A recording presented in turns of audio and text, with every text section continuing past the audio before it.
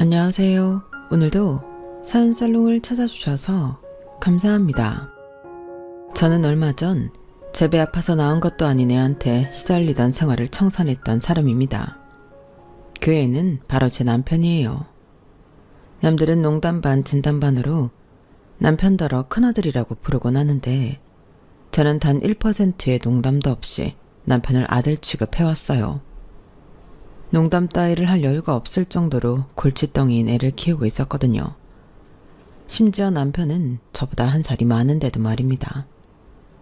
그런 인간과 15년이나 결혼 생활을 해오면서 그간 얼마나 말도 안 되는 일들이 있었는지, 그리고 그 말도 안 되는 생활을 제가 어떻게 때려쳤는지 말씀드릴게요. 남편과 저는 애초에 일로 만나던 사이였어요. 제가 근무하고 있는 마트 유통회사에 일하던 남편이 자주 들렀거든요.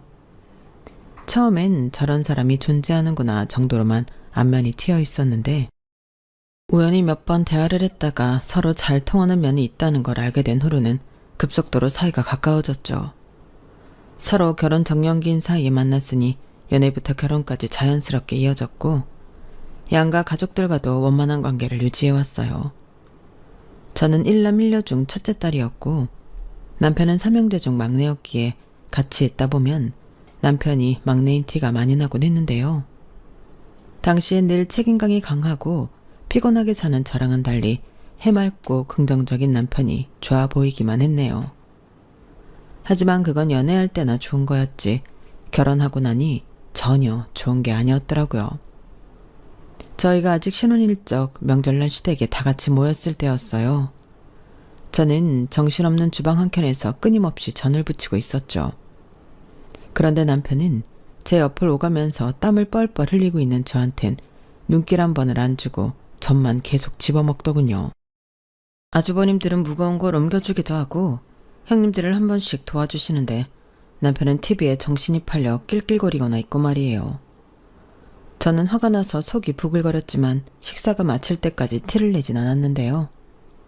식사를 다 마친 후 디저트로 제가 배를 깎았는데 하필 그날따라 너무 과즙이 많은 배였는지 과즙이 눈에 튀고 만 거예요.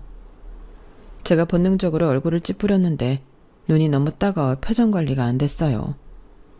그런데 갑자기 옆에 있던 남편이 깔깔거리며 웃는 겁니다. 하하! 표정 엄청 웃기네. 결혼하더니 왜 이렇게 못생겨졌어? 저는 눈도 제대로 못 뜨고 있는데 남편은 그런 저를 보고 표정이 웃기다면서 한참을 웃더라고요.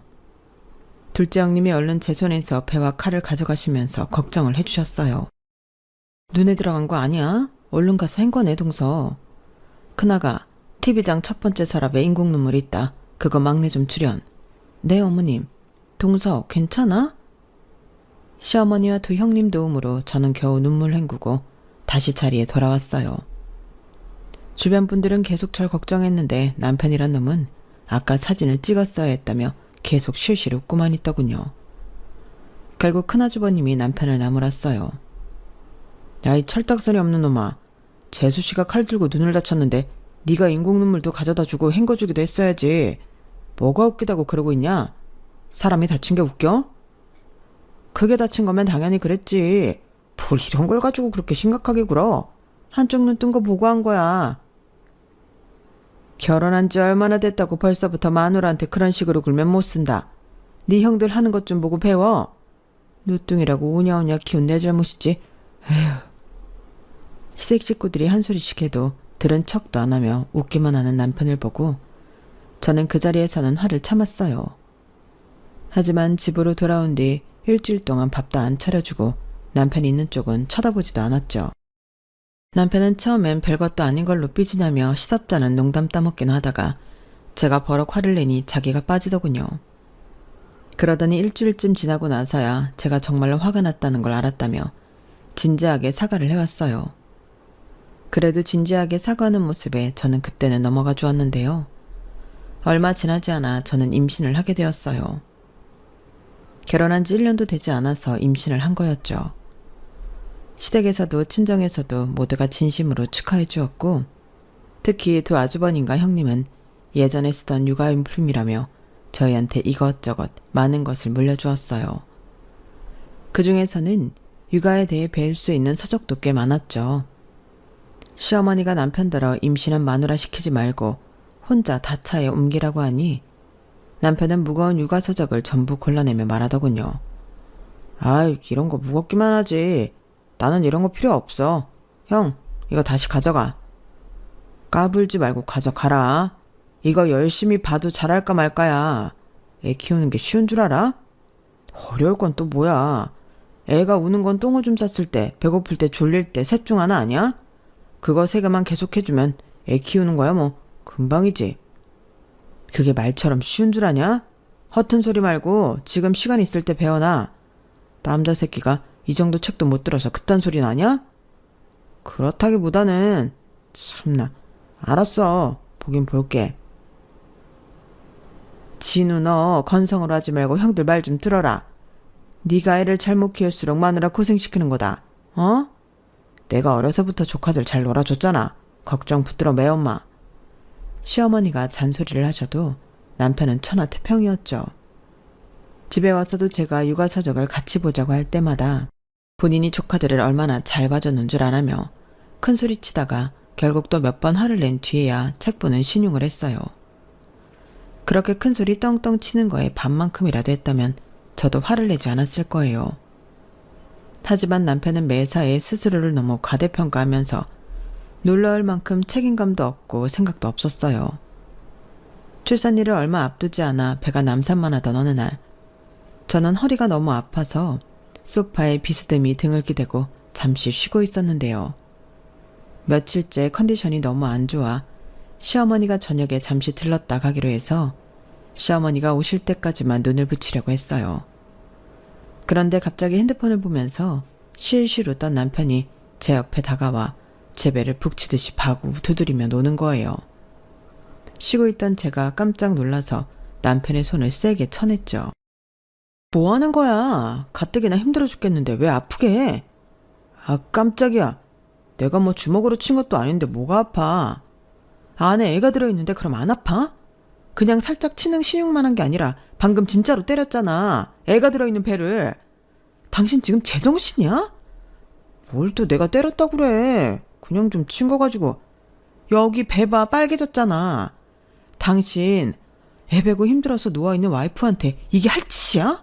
어쩜 그렇게 생각이 없어. 당신이 애야? 남편은 제 말에 그냥 장난 좀 친 거 가지고 예민하게 군다며 궁시렁거리더니 안방으로 들어가 버렸어요. 당시 제가 임신 중이라 예민한 거 맞았지만 장난으로 넘어가기엔 남편이 너무 세게 쳤었어요. 배가 온통 남편 손자국으로 빨개질 정도로요. 얼룩덜룩한 배를 보자 철딱서니 없는 남편 때문에 갑자기 서러움이 밀려와 눈물이 다 나더군요. 제가 울고 있던 그때 시어머니가 집에 도착을 하셨어요. 그리고 시어머니는 누가 봐도 운 티가 나는 절 보고 무슨 일이라며 놀라서 물어보셨죠. 자초지종을 들은 시어머니는 곧바로 남편의 등짝을 사정없이 때리셨습니다. 야, 이 정신없는 놈아. 마누라가 애 베고 힘들어서 누워있으면 팔다리나 주물러 줄 것이지. 거기 가서 배를 치고 앉아있어? 어? 아, 엄마는 왜 이 사람 말만 듣고 때려? 나는 장난이었다고. 부부 사이에 장난도 못 쳐? 여기 얘 배 좀 봐라, 빨간 거. 이게 장난이야? 네 마누라랑 태어나지도 않은 애 때린 게 장난이냐고. 어쩜 이렇게 처리 안 될까? 다음 달에 애 아빠가 된다는 놈이 너 한 번만 더 이딴 짓 저지르게만 해봐. 어? 아, 알았다고. 알았어. 그만 좀 때려. 시어머니가 남편을 호되게 혼내시며 당장 저한테 사과하라고 호통을 치시자 남편은 겨우 저에게 미안하다고 사과를 했어요. 시어머니 덕분에 그날 일은 그대로 넘어갈 수 있었죠. 남편은 그 뒤로도 시댁 식구들에게 한동안 잔소리를 듣더니 출산 전까지는 제 주변에 오면 전보다 조심하는 모습을 보이긴 하더군요. 첫째를 출산한 뒤 저는 모든 어머니들이 그렇듯 몸을 풀자마자 눈코 뜰 새 없이 핏덩이를 키우느라 정신이 없었어요. 하지만 몇 개월도 되지 않아 또 임신을 하고 말았죠. 출산한 지 얼마 안 되어 바로 임신을 하자 이번엔 친정도 시댁도 모두 축하보단 걱정을 먼저 하시더군요. 저 역시 너무나 깜깜하기 마찬가지였죠. 하지만 이미 생긴 아이인 걸 어쩌겠어요. 저는 첫째 돌잔치를 치르자마자 둘째를 출산했고 갓난아이 둘을 키우느라 직장도 포기할 수밖에 없었습니다. 다행히 시어머니와 친정엄마가 많이 도와주셔서 애 둘을 키울 수 있었는데요. 두 분과 달리 남편은 애가 생기기 전과 다름없이 집안일이나 육아는 나 몰라라 하고 살고 있었어요. 하루는 친정엄마와 둘이 하루 종일 애를 돌보는데 남편이 평소보다 이른 시간에 집에 들어온 겁니다. 왜 이렇게 일찍 들어왔어? 아, 오늘 원래 대전에 다녀오려고 했었는데 날짜가 다음 주로 변경됐어. 원래 오늘 일정 그거 하나였는데 갑자기 시간이 붕 떠버려서 그냥 PC방에서 게임 좀 하다가 들어온 거야. 남편의 말에 저희 엄마가 눈빛이 매서워지셨죠. PC방? 일이 빨리 끝났으면 와서 애 보고 도와줄 생각은 안 하고 PC방에서 놀다가 왔다는 거야? 엄마의 말에 남편은 당황해서 우물쭈물거리며 대답을 했어요. 아니, 그게 아니라 그게 어차피 남는 시간이어서요. 선아는 그럼 시간이 남아 돌아서 애를 둘이나 혼자 키우고 집안일까지 한단 말이야? 내가 1년 넘게 여기 와서 애 봐주는 동안 자네가 설거지 하나, 아니 양말 한 짝을 혼자 개놓는 꼴을 못 봤네. 저번 달부터는 선아한테 도시락까지 싸달라고 했다며? 그게 저도 장모님 안 계시고 집에 있을 때는 집안일도 도와주고 그럽니다. 뭘 도와줬는데? 저번 주에는 음식물 쓰레기도 갖다 버렸고 빨래도 빨래통에 넣고요. 지금 그걸 도와줬다고 말하는 거야? 엄마의 싸늘한 말에 남편은 기가 죽어 더 이상 아무 말도 하지 못했어요. 저는 엄마를 진정시키고 남편이 그래도 일찍 들어왔으니 먼저 들어가시라고 했죠. 남편은 눈치를 보다가 외투를 입는 엄마한테 다가갔어요. 저 장모님 태워다 드릴까요? 됐네. 애를 낳기만 하면 다야? 아빠가 됐으면 책임감 있게 키울 줄도 알아야지. 그것도 아니면 적어도 자네 몫의 일은 자네가 알아서 해야 할 것 아닌가? 뭐? 빨래를 빨래통에 넣으나? 대가 어이가 없어서. 엄마는 남편을 매몰차게 뿌리치고는 현관문을 쾅 닫으며 나가버렸어요. 그 뒤로 며칠 동안 기가 죽어있던 남편은 주말에도 친구들과의 술 약속을 취소하고 얌전히 육아를 돕더군요. 시어머니가 놀라서 무슨 일이 있었냐고 물어보실 정도였죠. 2주에 한 번씩 엄마가 오시니 남편은 전처럼 또 놀러 다닐 생각을 하며 긴장이 풀어지다가도 다시 2주마다 기강이 잡혀 육아를 돕곤 했습니다. 그렇게 시간은 정신없이 흘러갔어요. 시간이 흘러 두 아이가 유치원을 가기 시작하자 저는 드디어 인생이 조금 여유로워졌구나 싶었어요. 그동안 부족했던 잠도 많이 자고 미뤄두기만 했던 대청소도 했죠. 그렇게 약 3, 4개월의 여유를 즐기던 저는 다시 큰애 때문에 바빠질 수밖에 없었어요. 절 괴롭힌 큰애는 제 첫째 딸이 아닌 남편이었습니다. 정확히는 어느 날 퇴근하는 남편 품에 안겨있는 주먹만한 강아지였죠. 갑자기 웬 강아지를 안고 왔어? 설마 키우려는 건 아니지? 누가 잠깐 맡긴 거지? 이렇게 작은 강아지를 누가 맡겨? 내가 데리고 왔어. 이름은 뽀삐야. 출장 갔다가 유기견 분양하는 데 있지. 그런 곳을 들렀는데 이런 핏덩이가 있는 거야. 진짜 거기 있는 강아지 중에 제일 어리고 작더라니까. 그래서 지금 그걸 키우겠다는 거야? 애들 키우고도 정신없어 죽겠는데 무슨 강아지야. 당장 다시 가서 분양 취소하고 와. 애들은 이제 다 유치원 가는데 뭐가 정신이 없어. 이렇게 조그만 애 키우는데 무슨 노력이 든다고. 그럼 당신이 책임지고 키우든가. 어떻게 강아지를 데리고 오면서 나랑은 아무런 상의도 안 하고 무턱대로 데려올 생각을 해? 거기 있는 유기견들 다 당신같이 아무 생각 없이 강아지 분양했다가 마음 바꾼 사람들이 버린 개들이야. 얘도 생명인데 어떻게 그렇게 충동적으로 데려올 생각을 하냐고. 아우, 이제 막 데려오기만 한 거야.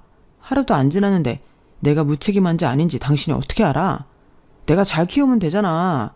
내가 아침 저녁으로 밥도 채워놓고 물도 채워 넣을게. 됐어?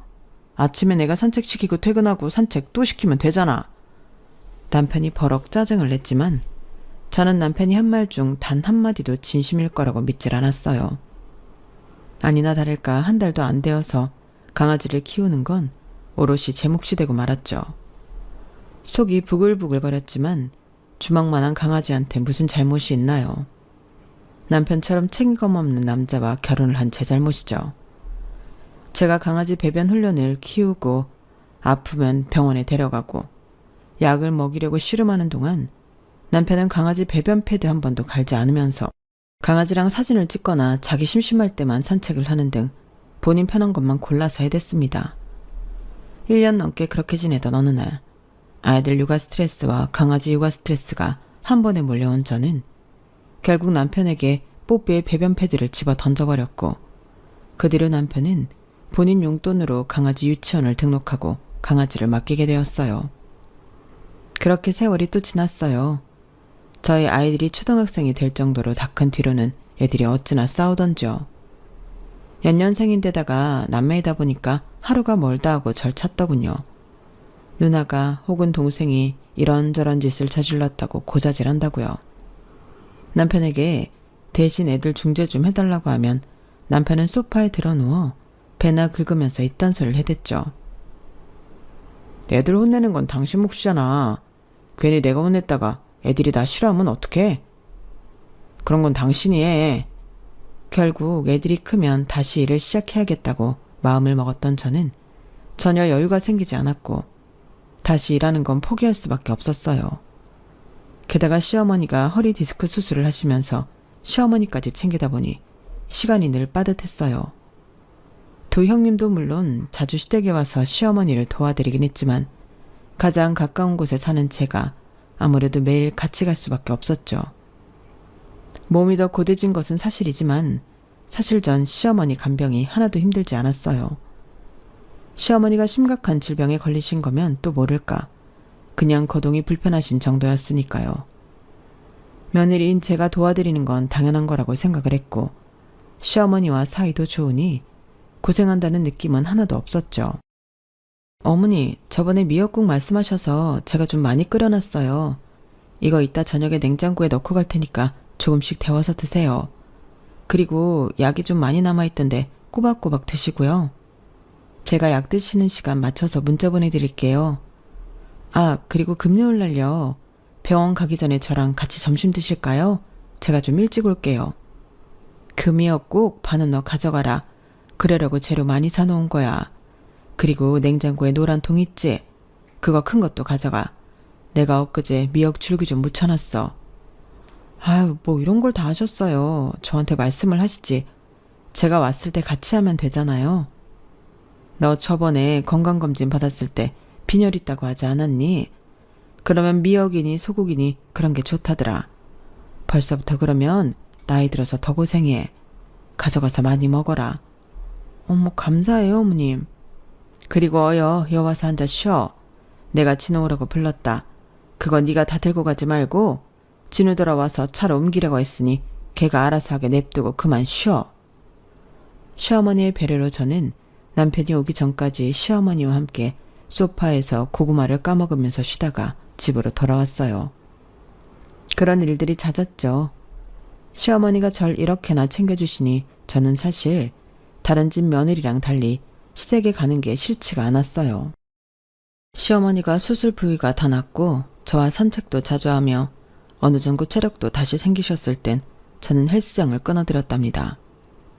거기서 개인 트레이너와 함께 운동을 시작하신 뒤로 시어머니는 허리 아픈 게 점점 더 나아진다며 많이 고마워하셨어요. 그리고 그때쯤 저희 친정 아빠가 칠순 생신을 맞이하게 되었어요. 저와 동생은 친정 근처 고급 한식당 2층을 빌려 칠순잔치를 열기로 했어요. 마침 친정엄마와 친한 집사님이 운영하시는 한식당이었기에 장소를 비교적 쉽게 구할 수가 있었죠. 모이는 인원이 많았기에 장소부터 빨리 정한 뒤 나머지 세세한 걸 결정하기로 한 거였어요. 평소 저희 친정엄마랑 사이가 좋았던 시어머니도 칠순잔치에 오고 싶다고 하셨고 마침 그 주에 일정이 비어있던 큰 아주버님이 같이 와주신다고 하셨습니다. 그렇게 아빠 칠순 생신 2달 전에 모든 걸 준비할 수가 있었어요. 그 과정에서 저는 당연히 남편에게도 날짜와 장소를 알려주었는데요. 저희 아이들마저 그주 주말에는 친구들과 약속을 잡지 않았을 정도로 온 가족이 그날을 알고 있었어요. 그런데 칠순 잔치를 고작 3일 앞둔 날 저녁이었습니다.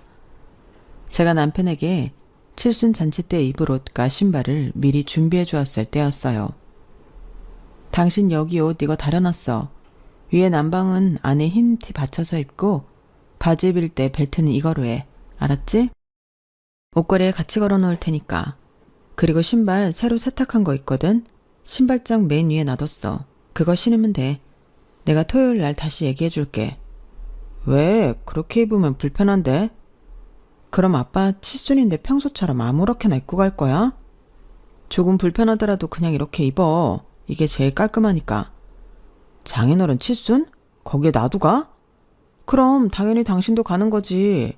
안 갈 생각이었어? 어머님이랑 큰아주버님도 오시는데 무슨 말도 안 되는 질문을 하고 있어. 그 컵 다 썼으면 얼른 싱크대에 갖다 놔.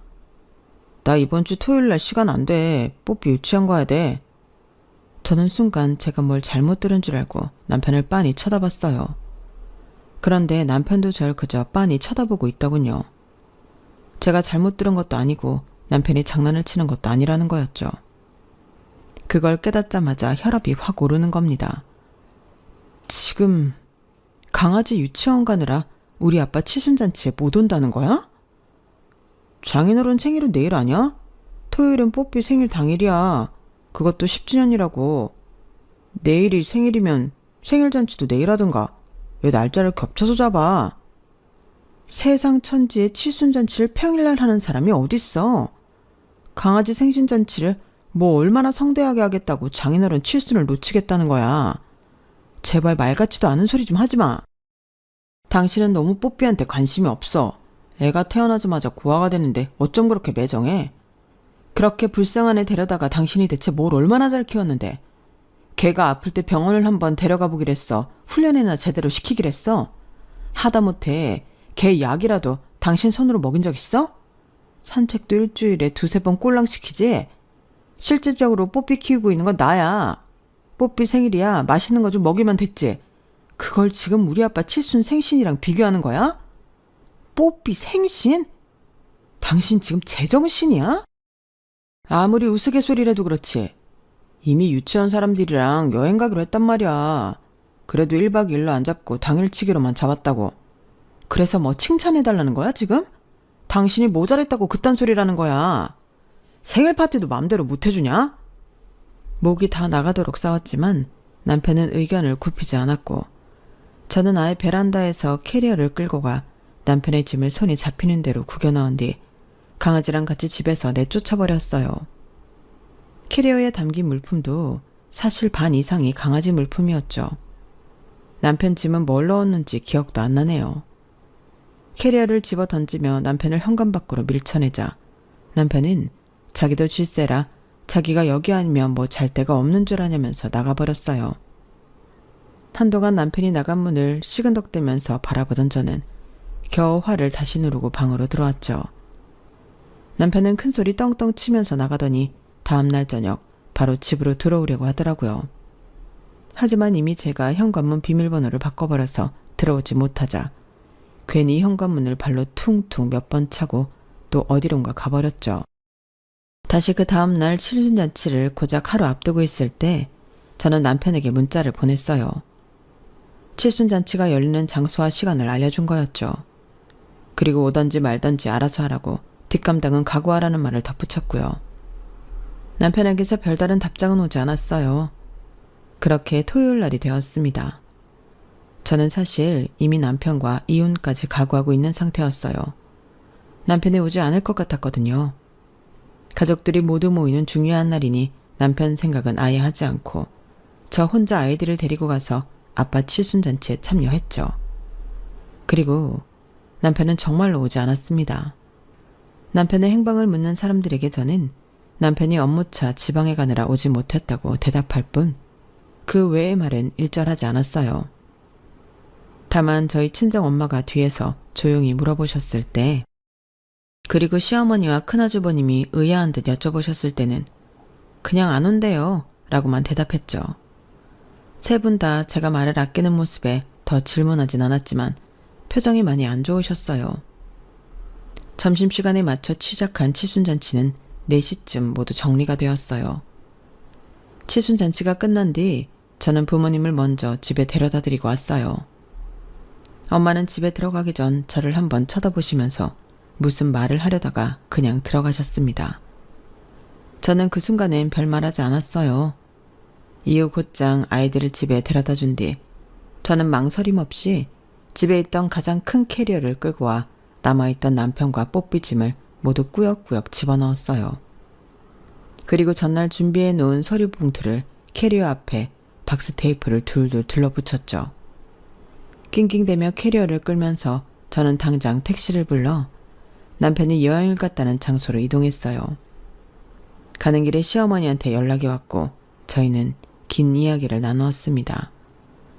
저는 정말 죄송하지만 그동안 참을 만큼 참았으니 남편과 이혼을 하겠다고 말씀드렸는데요. 시어머니는 잠시 침묵하시다가 땅이 꺼져라 깊은 한숨을 쉬시며 말씀하셨어요. 그래라. 앞으로는 나 병원 갈 때마다 오는 것도 그만둬. 이제는 진우 시킬 거니까. 내가 진작 이랬어야 하는데 미안하다. 앞으로는 그냥 눈 딱 감고 우리 집안일은 쳐다도 보지 말어. 정말이야. 네, 어머님. 어머님께는 너무 죄송해요.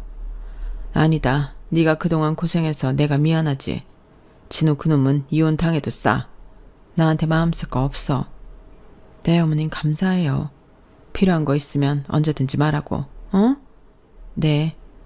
시어머니와 장상 1시간 가까이 통화를 하고 나니 어느새 해가 거의 다 져버렸고 제가 탄 택시는 남편이 있는 곳에 도착을 하게 되었어요. 제가 도착한 곳은 수도권 외곽에 있는 어느 펜션이었는데 넓은 마당에는 이미 여러 마리의 강아지들이 주인과 뛰놀고 있더군요. 제가 당당하게 문을 열고 들어가자 마당에 있던 사람들이 전부 저를 쳐다보았어요. 그리고 그중 한 사람이 제 앞으로 후다닥 뛰어왔죠. 바로 남편이었습니다. 뭐야? 당신이 여긴 어떻게 왔어? 당신 차키 어딨어? 내 외투에 있지. 저는 당장 펜션 안으로 들어가 남편의 외투를 찾아낸 뒤 들고 왔습니다.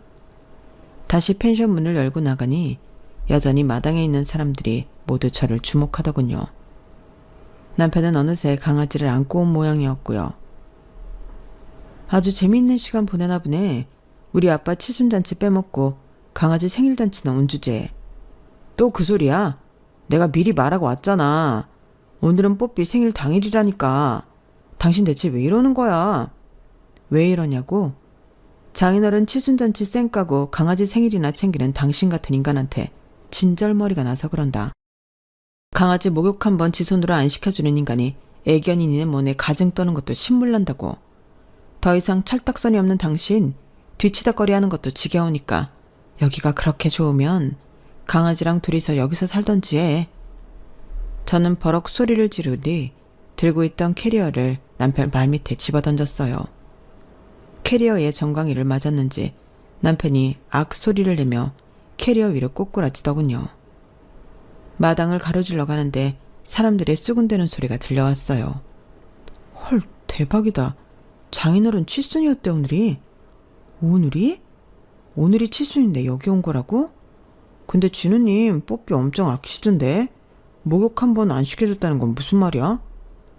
저는 그 모든 웅성거림을 뒤로한 채 남편의 차 문을 열어 안에 있던 모든 짐도 주차장 땅바닥에 패대기 친 뒤 차를 끌고 집으로 돌아와 버렸어요. 고속도로에 올라탔을 때부터 남편에게서 엄청나게 전화가 왔지만 전부 싹 무시해버렸고요.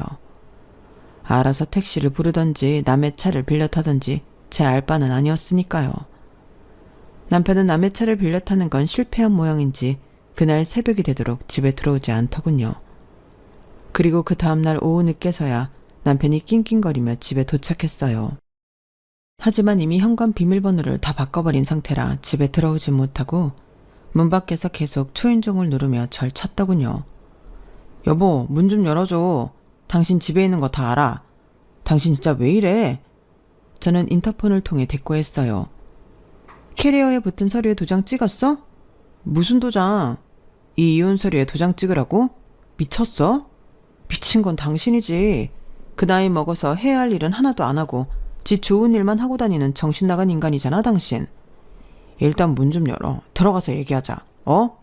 웃기시네. 이 집 4명인 거 몰라? 우리 부모님이 4명이로 마련해 주신 거잖아. 당신이 잘 공간은 없으니까 꺼져. 아, 그럼 나는 어디로 가라고? 남편은 문 앞에서 한참을 징징대다가 결국 짐을 다시 들고 어디론가 사라졌어요. 나중에 알고 보니 시댁에 갔다고 하더군요. 그때 시댁엔 아주버님들과 시어머니가 남편을 단단히 벼르고 있었어요. 남편이 도착하자 세 분은 진작 이랬어야 했다고 후회하시면서 남편을 호되게 혼내기 시작했다고 하더군요.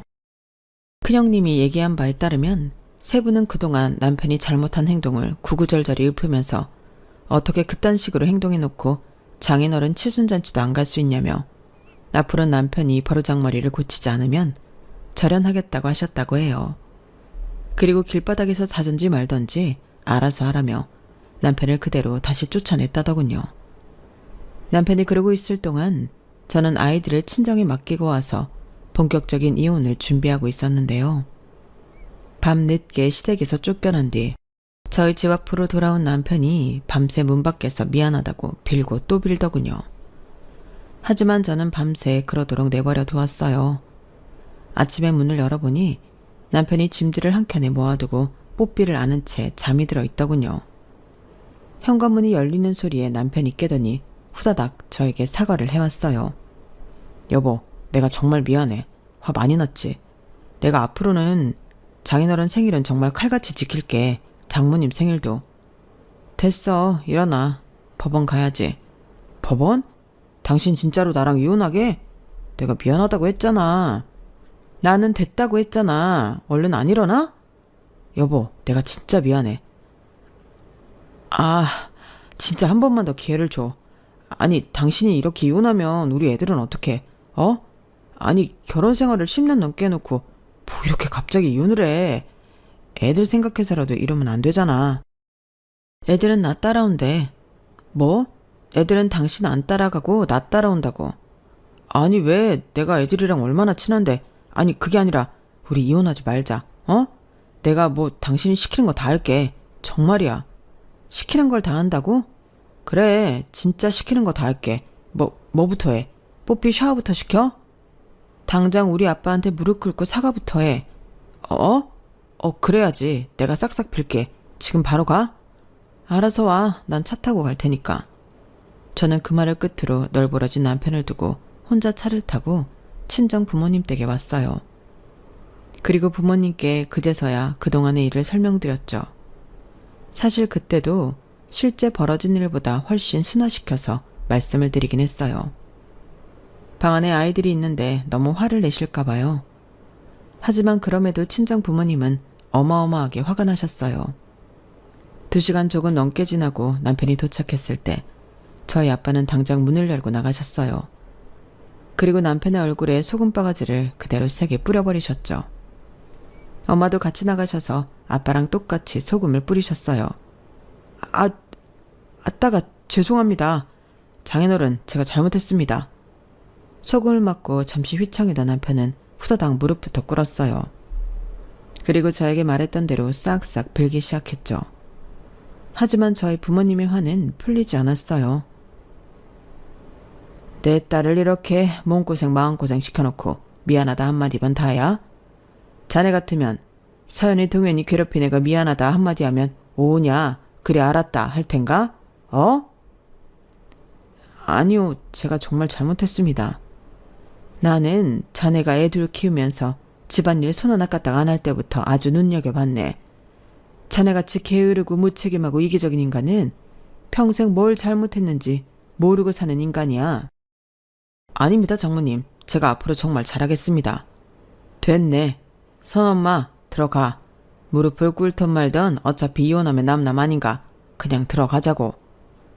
그러자 남편이 다급하게 저희 아빠 엄마의 바지 밑단을 붙잡았어요. 장인어른, 장모님, 제가 정말로 잘못했습니다. 저 와이프랑 애들 없으면 혼자서는 못 살아요. 제가 뭘 하면 용서해 주실 건가요? 제가 뭐든 하겠습니다. 이거 안 놔? 제발 용서해 주세요. 제가 정말 뭐든지 할게요. 아빠는 남편에게 잡힌 발을 털면서 남편의 손을 떼어내려 했지만 엄마는 그런 남편을 가만히 쳐다보셨어요. 그러더니 낮은 목소리로 입을 여셨죠. 자네는 지금 이대로 돌려보내면 똑같은 잘못을 저지를 게 뻔하네. 앞으로 일주일 동안 매일 퇴근하고 나면 자네 집이 아닌 우리 집으로 오게. 내가 자네를 고쳐 쓸 수 있는지 한번 테스트 해볼 테니까. 예? 아, 네네. 그렇게 할게요. 선아, 나와봐라. 그동안 현관 바로 앞에서 이 모습을 보고 있던 저는 엄마의 부름에 얼른 엄마 옆으로 갔어요. 그러자 엄마는 절 보시면서 이렇게 물어보셨어요. 너 지금 당장 이혼할래? 아니면 네 남편 한번 고쳐 써볼래? 당신 진짜 고쳐줄 수 있어? 다 할 수 있어. 내가 하라는 대로 할게.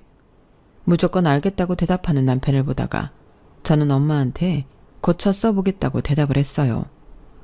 그리고 남편은 정말로 그날 이후 일주일 동안 저희 친정 부모님 집에서 지냈답니다. 소식을 들은 시어머니는 저희 친정 엄마한테 전화를 하셨다고 해요. 한우 선물 세트를 보내시면서 이런 불상사를 일으켜 너무 죄송하다고 사과를 하셨다더군요. 친정 부모님과 함께한 일주일이 지나고 나서 남편은 저희 집으로 온 게 아니라 다시 시어머니 댁에 불려갔습니다. 이 녀석은 일주일 가지고는 택도 없어. 아예 습관 자체를 고쳐놔야 돼. 우리가 최소 석 달은 더 교육시킬 테니 조금만 더 기다려다오. 시어머니의 연락을 받은 저는 남편을 좀 더 기다리게 되었죠. 시어머니와 도아주버님은 정말로 3개월 동안 남편이 퇴근할 때마다 시어머니 댁, 큰아주버님 댁, 작은아주버님 댁을 전부 돌아다니면서 집안일을 하게 시켰어요. 그리고 집안일이 끝나면 저희 집으로 같이 오셔서 저희 집안일까지 마치고 뽀삐 샤워나 뽀삐 집 청소까지 시키고 돌아가시곤 하셨죠. 어차피 집에만 있던 제가 집안일을 하려고 하면 꼭 따로 전화가 오곤 했어요. 동서, 우리 남편이 오늘 절대 빨래 미리 개놓지 말래.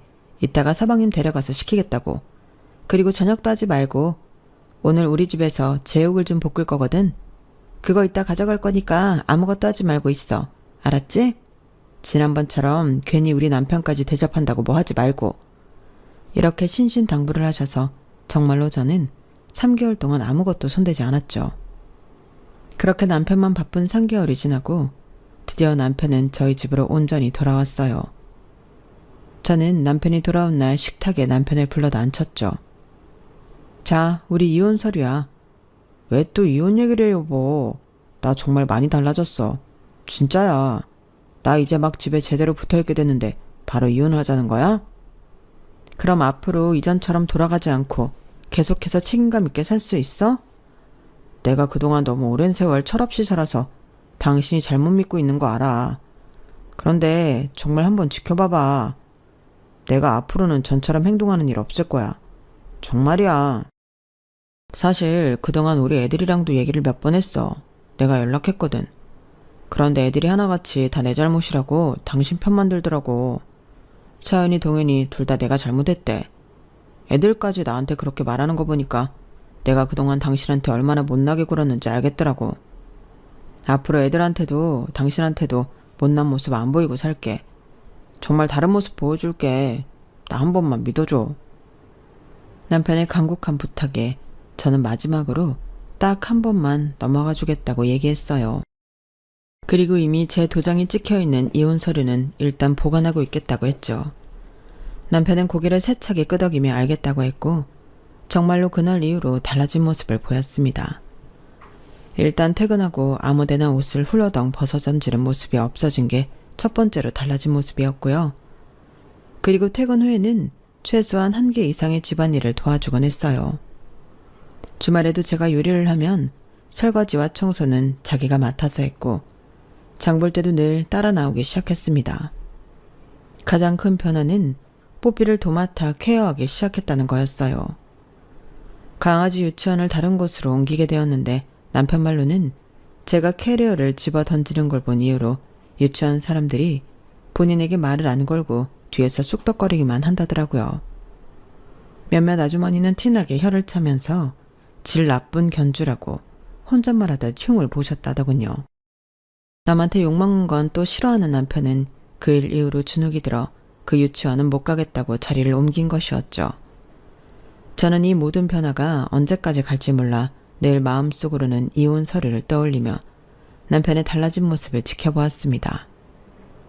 그렇게 지낸 지 이제 1년이 조금 넘었네요. 다른 건 몰라도 제가 남편을 제 자식처럼 챙기는 일은 그 1년 동안 없었어요. 드디어 그 지긋지긋하던 큰 아이와 이별을 하게 된 것이죠. 반년 전만 해도 저는 계속해서 달라진 남편을 믿지 못하고 경계심을 풀지 않으려고 했는데 지금은 저도 모르게 경계심이 많이 풀어졌어요. 남편과의 사이도 점점 더 좋아지는 중이고요. 이렇게 가정의 평화를 이룬 데에는 절 아껴주고 제 편을 들어준 다른 가족들의 힘이 컸다고 생각해요.